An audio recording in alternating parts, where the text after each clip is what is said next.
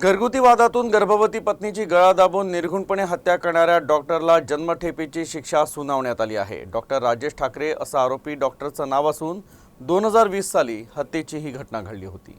आरोपी भास्कर राजेश ठाकरे हा 16 सप्टेंबर 2020 रोजी पातूर इथून त्याच्या कारमध्ये पत्नीचा मृतदेह घेऊन मूळ गावी चौंडी इथं अंत्यविधी करता गेला होता।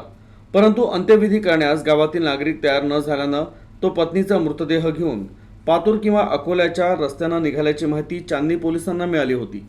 पोलिसांनी महसूर फाटा इथं नाकाबंदी करून पिंपळडोळी मार्गे आलेली कार थांबवली आणि चौकशी केली, तेव्हा घरगुती वादातून पत्नीची हत्या केली असल्याची माहिती पोलिसांना मिळाली।